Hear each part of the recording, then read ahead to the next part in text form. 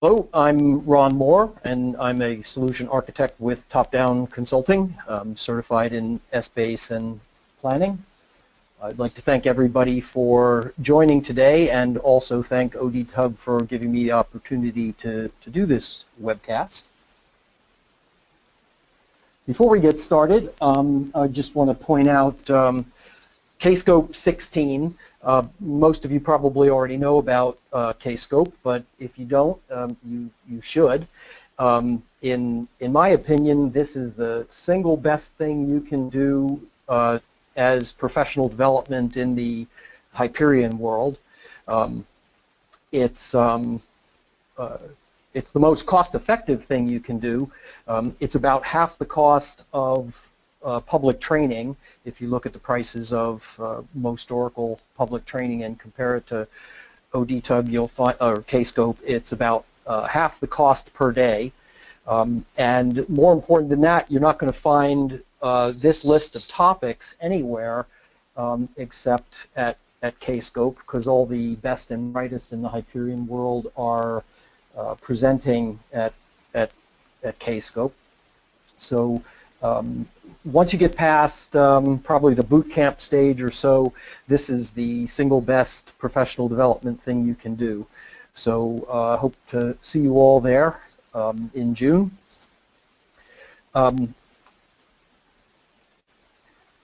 Before we get started, I just want to mention why I think calculations is probably the most important thing you can do in Essbase.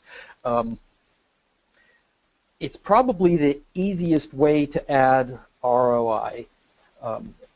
Your data is probably already there, so the expensive process of aggregating and validating your data is already done, and just waiting for you to transform that data into more usable, more important information. And the way you're going to do that is with calculations. Essbase is really focused, and Essbase and planning are really focused on planning and forecasting. And if we want to make the job of planning and forecasting easier, there are probably three big ways to do that. One is with driver-based budgeting, two is with rolling forecasts, and three is to make the whole process faster. I'm not going to talk much about driver-based budgeting today because the topics, the new features don't address that terribly directly. But I will talk about making the whole process faster, and I will talk about making rolling forecasting a lot easier. These features have sort of clustered around the last three big releases, and where I have 11.123.500, I'm including the couple of patches to .500 in that, just to make it a little easier to read. Starting with 11.123, we got a handful of improvements, XREF speed improvements, runtime substitution variables, and we got a couple of new range-oriented functions, in particular range first val and range last val. And then in 11.123.500, we got some huge new features. Hybrid, of course, is the big thing, hybrid aggregation mode. And we also got fixed parallel, which is an extremely important performance improvement. So between hybrid and fixed parallel, 11.3 really blew the roof off of performance.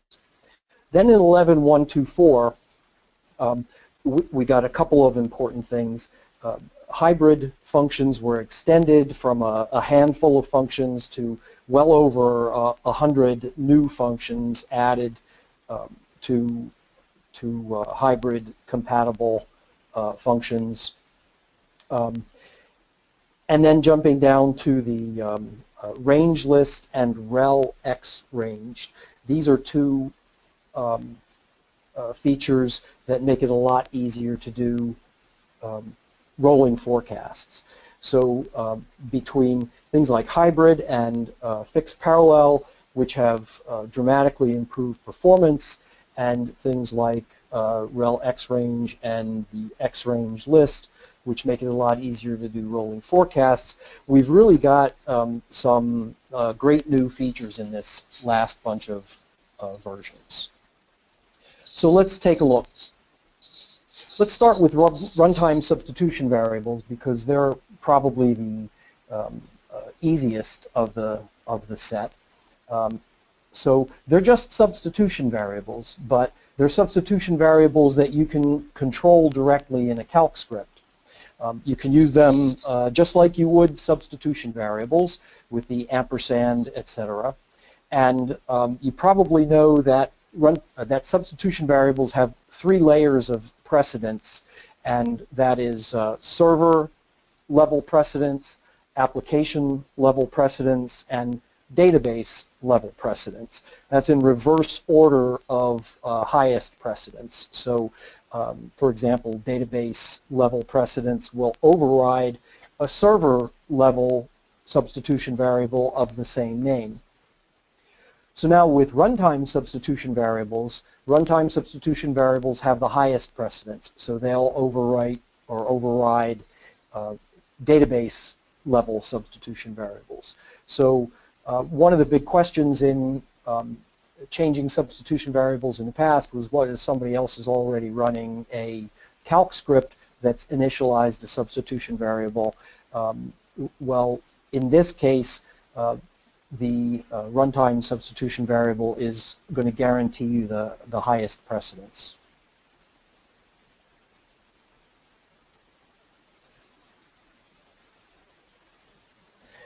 Okay, so what's the syntax? Well, it's set runtime subvars, and in curly brackets, you have 2 pieces. You have the declaration of the variable, and optionally setting a default value. And then you've got an optional hint, just some text that you can use to prompt the user. Now, prompting can happen in a couple of ways. Prompting can happen with an API, or I'm going to show you in a minute how you can do that with a batch file. Here's an example. So set runtime subvars, curly brackets, and here's a couple of substitution variables, forecast start year and forecast start period, and the values for those runtime substitution variables.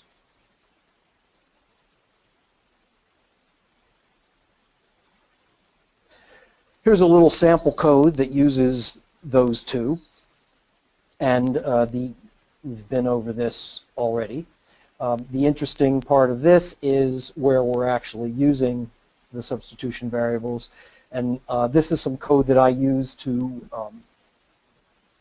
isolate the history portion of a forecast and the forecast portion of a forecast, and this is just part of the code.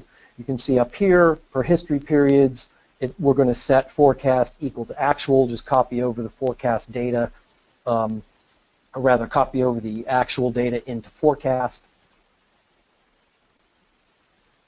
And so here's the if statement that controls our periods.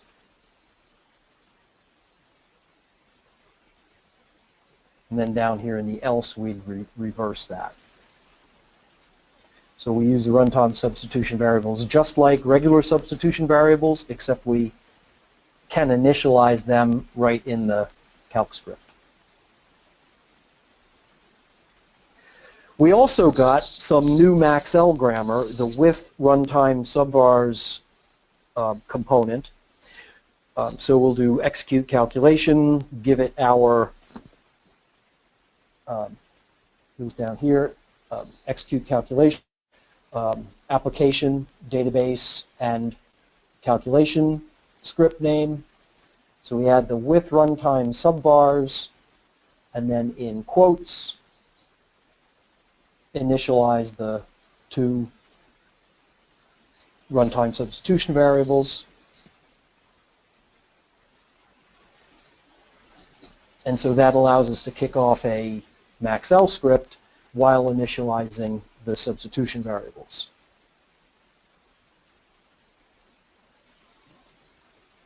So here's some batch code that'll allow you to prompt for that substitution variable. It's not very pretty. It's just a console screen prompt, but it gets the job done. Probably the most common way that people run Maxell is from a batch file. So here's an example of a batch file that would do that. We use set with a /p, and then the variable name. In this case, I'm adding some text, which you see here as the prompt. We're going to repeat back the value, and then we're going to launch the Maxell script. We are launching Maxell. Here's the name of the Maxell script, and we're substituting the text for the runtime substitution variable as the first numeric parameter to launch our Maxell. So in the Maxell script, you'll just refer to that with the 1 as part of your numeric parameters. The last part of this is piping out the results of this to a log file called test.rtsvlog. Of course, the pause makes this stop so that it doesn't flash by us on the screen after we enter our prompt, and then an exit. So that allows us to double-click on the batch file, enter our value for our runtime substitution variable, and have that used in the script.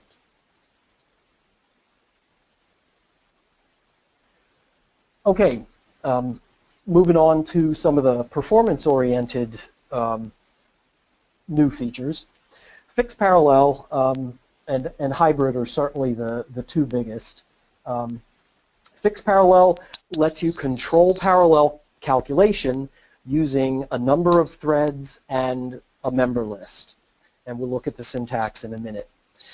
Now, you can certainly control parallel calculation with calc parallel, but calc parallel creates tasks starting from the last sparse dimension, so you don't actually have control over that order. Fixed parallel can be used on any sparse dimension or combination of sparse dimensions that aren't in the command group. We say in the command group, that means you can't fix parallel, let's say, on scenario and then calculate scenario. But that's not news, because that's the same way any fix behaves, that you can't calculate the dimensions you're fixed on. So that gives us a lot more control if we want to use parallel calculation on interior dimensions and not be forced to have it start on the last dimension. So syntax and an example. So it's fixed parallel, number of threads, and then a member list. And the number of threads and the member list are the critical tuning factors here. And then there's two pieces inside. There's the commands that you're going to execute, and then there's the post-fix parallel.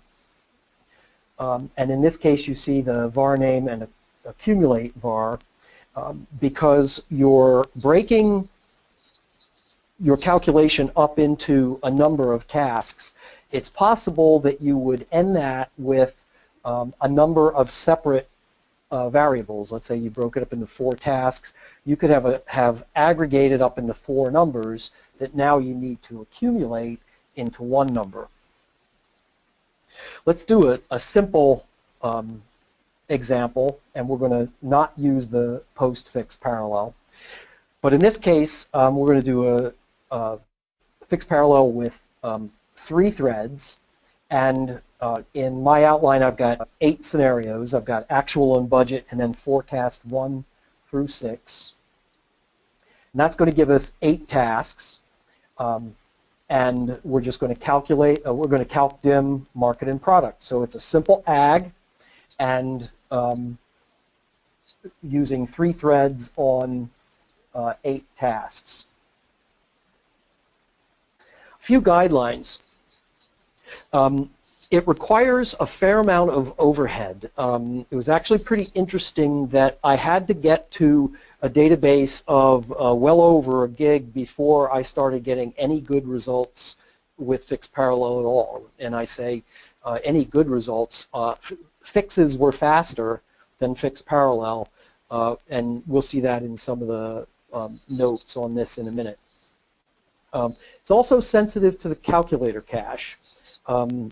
Now, the calculator cache, of course, is a cache that you set that optimizes the creation of new blocks. And of course, when we're agging up our level 0 to consolidate our database, doing a default calc or a calc dim or an ag, we're going to be creating a lot of new blocks. So that's exactly where the calculator cache is useful. Now, the calculator cache has a pretty complicated calculation to enable tuning it. There are basically 3 levels of calculator cache, and multiple bitmap is the best level. And Essbase will choose the best level of calculator cache that it has memory for. So basically, you don't need to go through the complicated calculation of the calculator cache. If you look in the, see that you're using multiple bitmaps. If you look at the second, you initiate the calc.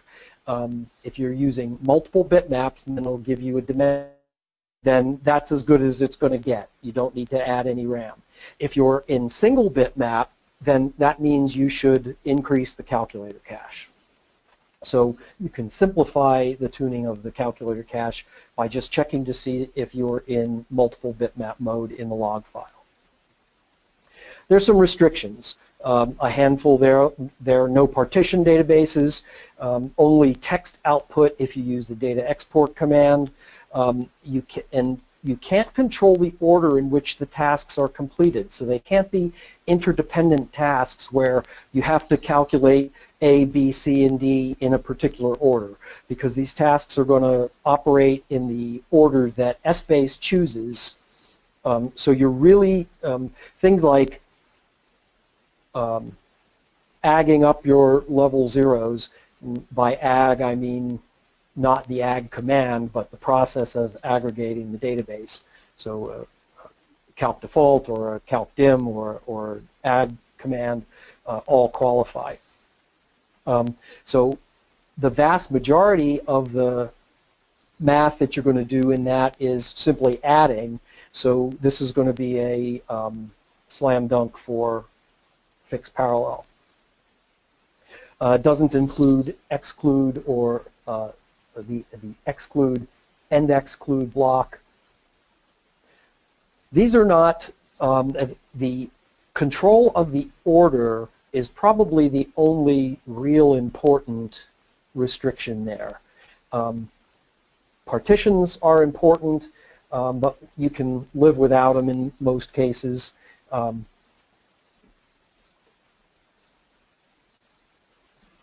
Data export, of course, again, is an important tool, but not all that frequently used. Exclude and end exclude, again, not all that frequently used.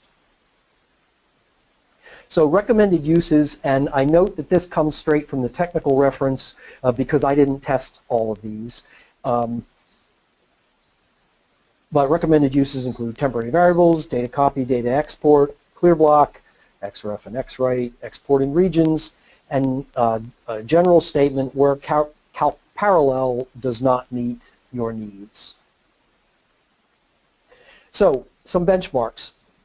I ran about 80 tests with fixed parallel doing a couple of different things. In this case, this is a straightforward ag of the product and the market dimension. And the outline was an extended basic. I took sample basic and I added, created 8 scenarios including actual and budget. And then I put about 1,100 members on both product and market in with 4 generations each. So it's a fairly big database. Fully agged, it gets up to about 4 gigs, so it's a reasonably substantial database. So the first thing we want to say is, should we be using fixed parallel at all? Because as I mentioned before, the overhead may overwhelm the performance improvement. And in this case, when I got up to, if I was running these ags on 1 scenario and 1 year, 3 scenarios and 3 years. Oh, by the way, I had 10 years of data, 2014 through 2023. And if I was running on, say, 3 or 4 or 5 intersections from that group, fixed parallel did not outperform a standard fix. When I got up to running all the years and all the scenarios, I got some pretty sizable improvements. So take a look at fix. It took close to 800 seconds. Calc parallel took close to 900 seconds, and the fix took about 200 seconds.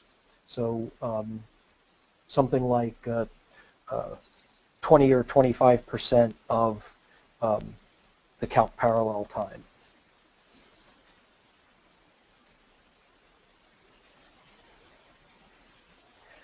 So let's take a look at, now once we've decided that fixed parallel is actually going to be beneficial, how do we tune the threads and how do we tune the scenarios, or I should say scenarios and years. Let's call those the intersections. We could aggregate a single year for a single scenario, actual for 2014, or we could aggregate all 8 scenarios for all 10 years. And that would give us a range of 1 task up to 80 tasks. And the way we'll know how many tasks we've fed to fixed parallel is that next to the last line where it says total tasks. In this case, this example was from 8 scenarios. And then you'll see the mid, max, and average calculation times. And you'll see that for this excerpt, I gave it 2 threads. So you see that the smaller number of threads and the smaller number of scenarios actually performed best in this case. So it was big enough that it was better than calc parallel or better than a fix, but it wasn't big enough that giving it lots and lots of tasks improved performance. I should also mention that I ran this on a VM running on a 16 gig laptop, 64-bit 16 gig laptop. So it's a pretty powerful laptop, but it's certainly nothing like your server is going to be. It doesn't have the horsepower or probably doesn't have the horsepower to take advantage of that many threads and that many tasks. So in this case, the lower numbers of tasks outperformed the higher numbers. So that's on ag, and that's probably going to be its biggest benefit because, of course, the most painful thing we can do in Essbase is that aggregation, and anything we can do to make it faster is going to be a huge benefit. And in this case, we just made it 80% faster. So I also benchmarked data copy, and in this case, I did data copies on a variety of numbers of years and numbers of scenarios, but the most interesting one was taking 2014 and copying it through 2015, and typo there, that should be 2023. And the fixed parallel on my 8 scenarios. And you'll see that 3 threads actually was the best performance. And 2 of these outperformed the fix. The fix was about 700 seconds. And my 2 best scenarios were, or my 2 best tests were about 500 seconds each. And with more threads than that, it bounced up to about 800 seconds.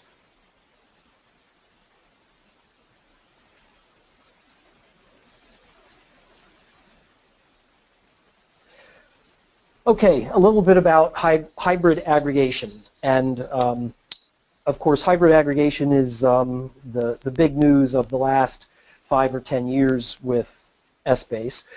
If you don't know, hybrid aggregation is just dropping ASO aggregation speeds on top of a BSO database. So the database is essentially managed like a BSO database. You use BSO calc scripts, but it aggregates at the speed of ASO. So how do you do it? You just use the ASO dynamic ag in BSO CFG file setting, and then you set one or more of your sparse dimensions to all dynamic calcs. It's those dynamic calcs that the ASO engine is going to aggregate. So in my example, I took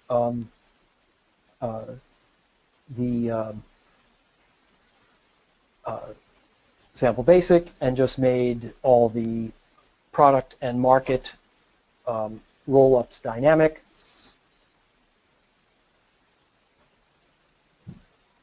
There's restrictions. No cross-dimensional operators, which is probably the single biggest drawback.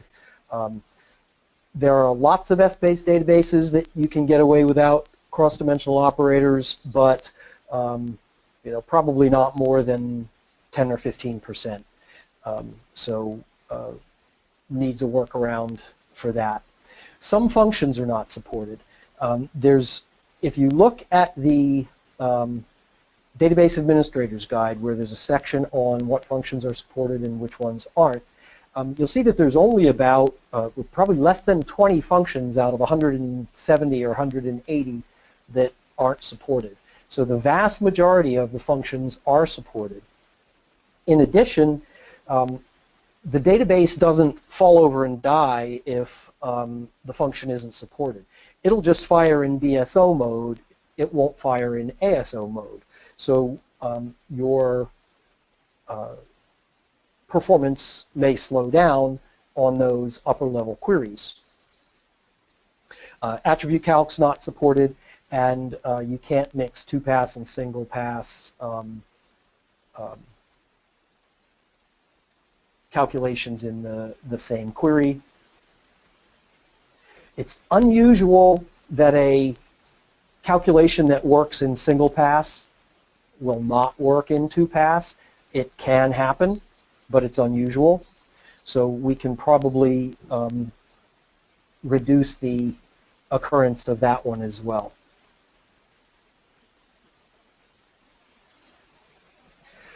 So hybrid, of course, was added in 11.123.500. The big news for 11.124 is time balance is added and dynamic time series, but over 100 additional functions are added. And I've got a reference there to where you can see the breakout of the supported functions, and immediately following that, the not supported functions. It's easier to look at those that aren't supported because there's a lot less of them, and when you're looking at designing, you're really saying, where is this going to break? Where am I not going to be able to achieve what I want to achieve? There's some big ones here, things like MD shift and Kerr member range are probably the two most important from this list. MD ancest val, MD parent val, frequently used in allocations, so there are some important ones here.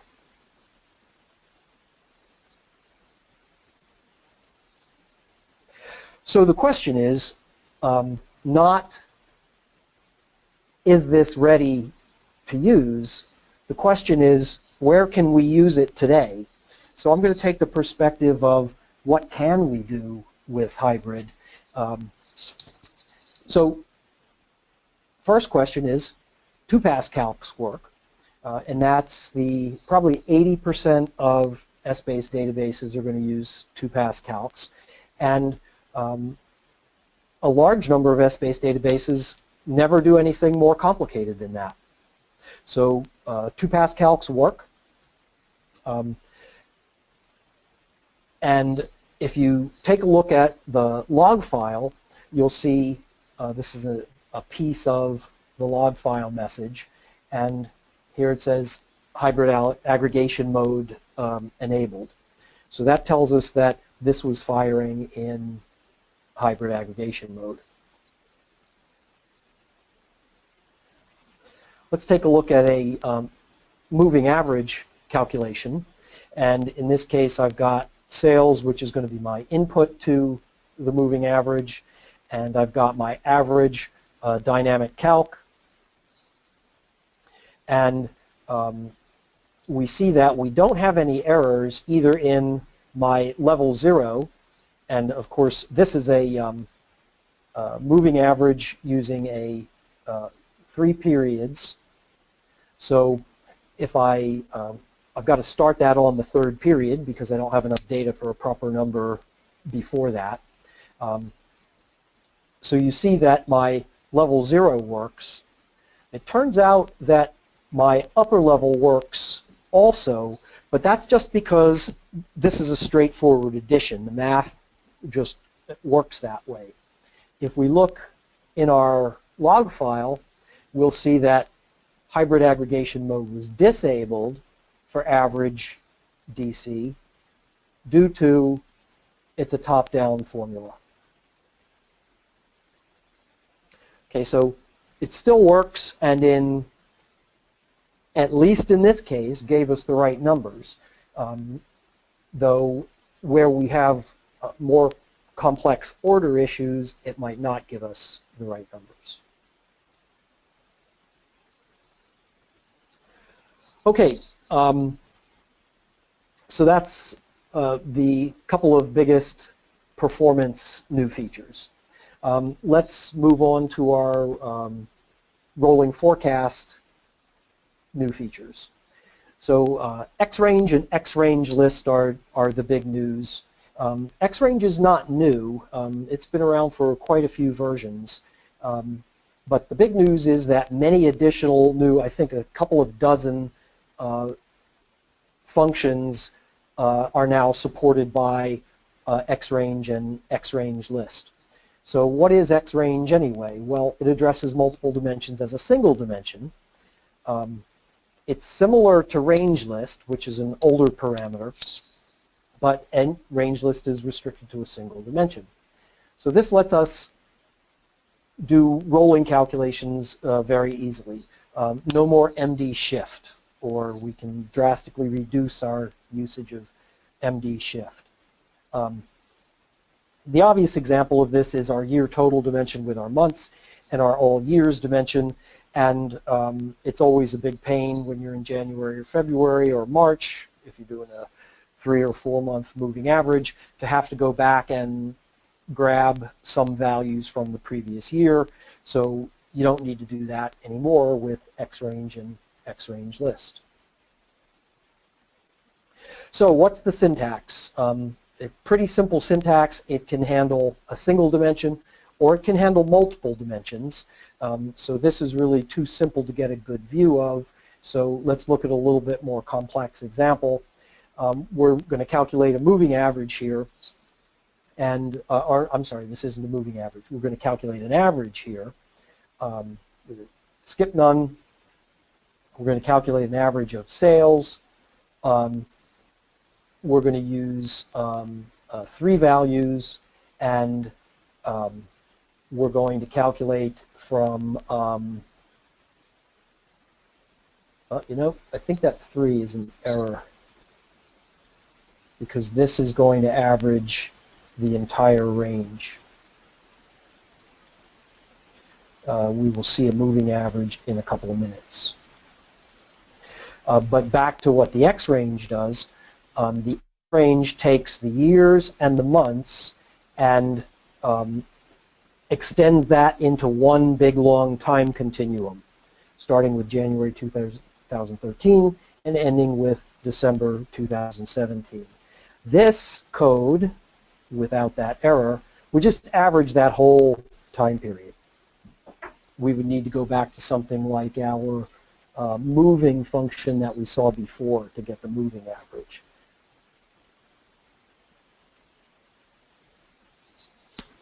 So now, rel X range allows us to put a moving window on our X range similar to the MOV average function that we saw before. You could also do this with cur member range, much more cumbersome and much more limited. So the syntax is just rel X range, start offset, end offset, and then a range list. So to see that in action, we'll take our range list of January 2014 to December 2017, and we're going to do a 3-period moving average from 3 periods ago up to 1 period ago. Now, those parameters can be positive integers, which of course would be a future, zeros, or 0 would be the current month, or negative integers, and it could, for example, be -3 to +3, and then you get a 7-period centered moving average.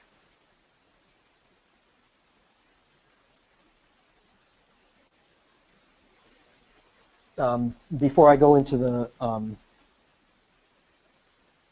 example here, I just finished a planning prototype where the company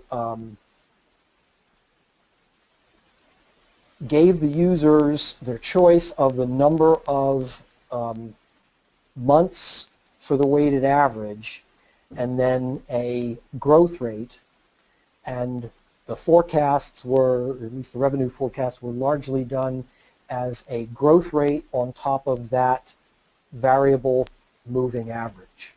So in this case, you could allow the user to choose a number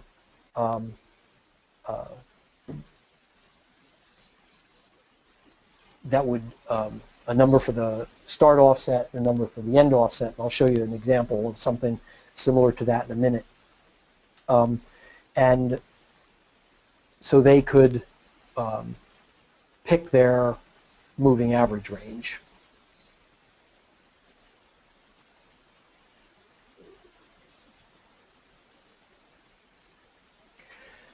So a little bit more on these offsets. They can be variables, they can be individual members or cross members, that is members from 2 different dimensions separated by a cross-dimensional operator. They can be an expression. You can calculate the offsets, which we'll see in my example. So we have this concept of the anchor member. The dimension on the left side of the equation is the anchor dimension, and the member on the left side of the equation is the anchor member. So for example, in this case, if I had on the left side of the equation out here was average sales. Average sales presumably is on the accounts dimension. That would make the accounts dimension our anchor dimension. And that can't be passed to the right side of the equation. Or I should say, it can't be passed into the X-range list. So the way we deal with that is just with a cross-dimensional operator. So in this case, our scenario dimension would be the anchor dimension, budget being, it wouldn't have to be budget on the left side of the equation, but any member from the scenario dimension. So this is how we would focus on budget. Now, this actually gives us some interesting flexibility, because you can think of this as an easy way to redirect the source of, for example, your averages. Let's say we're forecasting sales as on a 3-month moving average. We might want to forecast it on the basis of our actual 3-month moving average, or we might want to forecast it on the basis of our budget 3-month moving average. So this actually gives us some interesting flexibility.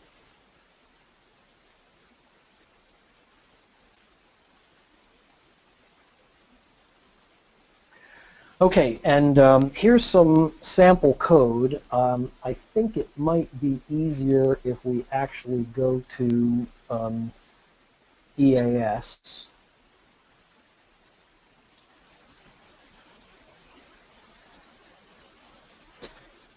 Hopefully you can now see my EAS screen. Somebody send me a chat if you cannot see my EAS screen.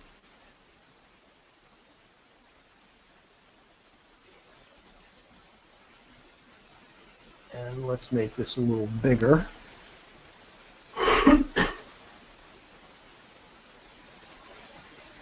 Hopefully that won't be too big.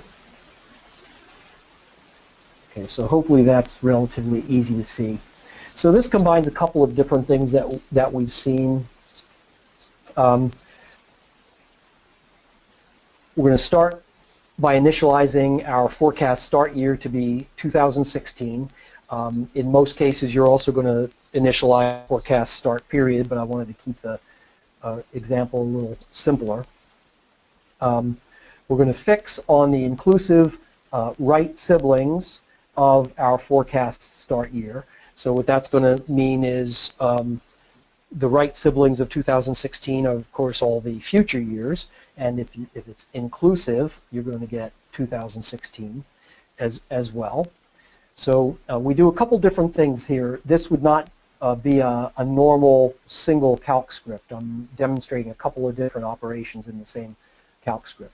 If we want to do a simple moving average for our sales, what we're going to do here is we're going to try and forecast our receipts based on sales. And hopefully you can see my Excel screen. So we're going to forecast sales based on a couple of weeks of history from 2015. That should be 2016. And then we're going to forecast receipts. We're going to forecast receipts based on accounts receivable days, and then we'll get our change in accounts receivable. So the first thing we want to do is forecast our sales. So we're going to get our average sales are going to be equal to average range, skip none, averaging sales, and we're just going to, let's start here. We'll give it all the years from 2014 to 2017, all the 52 weeks. We'll take that range and we'll put a 3-month or 3-week, 3-period moving average on it. Okay, we usually like to put our receivables in days, and that's going to require a conversion to get into weeks. We could use prior, but a prior only accepts an integer. It won't accept a variable. I'm sorry, it won't accept a calculation. So if we want to use a prior, we could initialize a variable, and we need a calc member block because we're using a variable here. We're assigning a variable here. So our variable AR weeks, the number of weeks converted from the number of days, is just AR days over 7. And then we can drop our AR weeks into our prior. And prior now takes our X-range parameter. So we can do simple December to January linkages with a prior now. We don't need MD shift to do that anymore. Now, one thing I wanted to point out about rel X-range, notice we're using the same value as the start and the end offset. So we're just going back to get a single period. So why do we need an X-range? Well, why do we need the whole time continuum?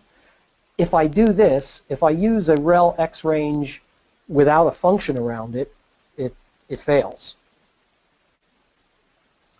So what I'm going to do is my receipts, I'm going to put a sum range around it. I'm just going to sum a single number,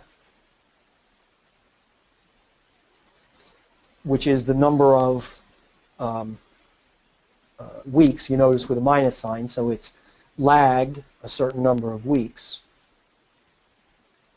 So we're just going to go back along this range,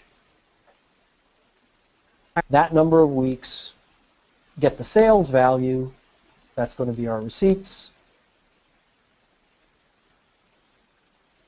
and then our accounts receivable is just going to be the prior accounts receivable. And again, I use the X range so that I don't have to use an MD shift to go back to get December, or to go back to get week 52 when it's week 1, plus my change in AR. Change in AR is a dynamic calc that is made up of receipts and sales. So plus sales, less receipts. Okay, that gets us pretty close to the, we've got about 10 minutes left for questions, if there are any. You can use the chat window to chat me in some questions.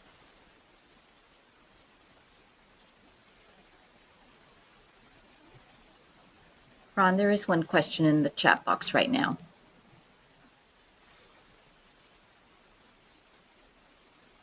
Okay.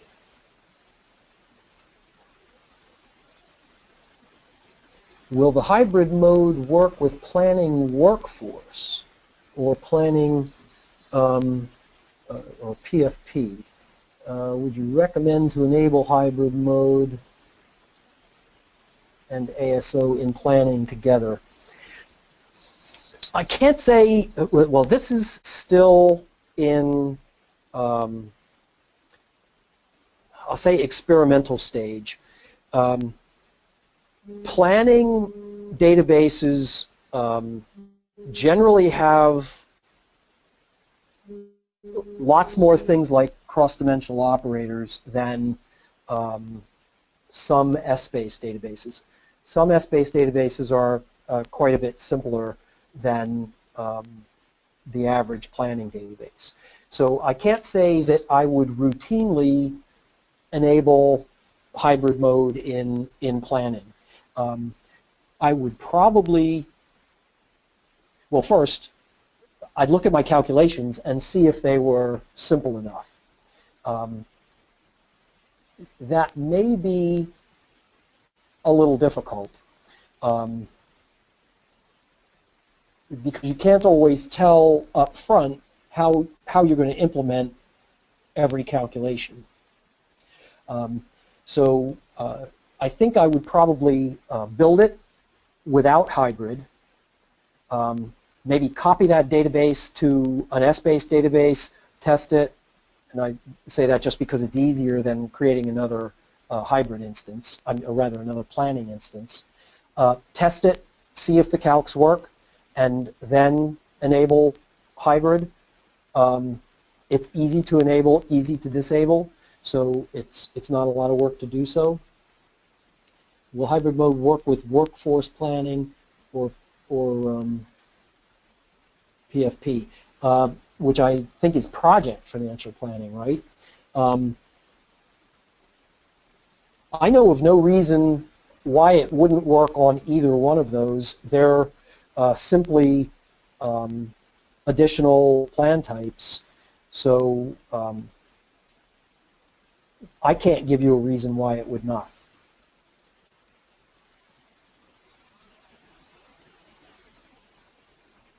Someone asks, may you have this presentation? It will be up on the ODTUG website, I'm told, as early as tomorrow. So it has been recorded. If you're interested in code snippets and stuff like that, just email me. My email is rmoore@topdownconsulting.com. So just email me and I'll be happy to send you code snippets. And I'm always interested in what your challenges are, because that's the way I get real challenges to try and do R&D on. One of the biggest difficulties in doing a useful webcast is coming up with real examples. It's very easy to come up with simple examples, and then the minute you try to do it in real life, you find 97 twists on it that mean you have to do it a completely different way. So I'm always interested in real-world examples.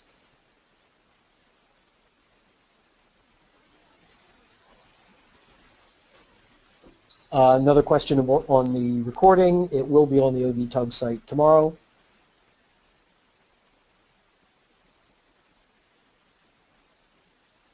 By the way, if you're interested in this kind of stuff, one of my presentations at Kscope will be a extension of this with a lot more hybrid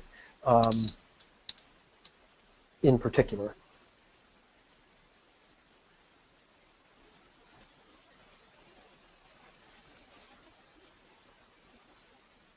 Okay, looks like there are no more questions, so thanks again for joining us, and we'll see you at Kscope.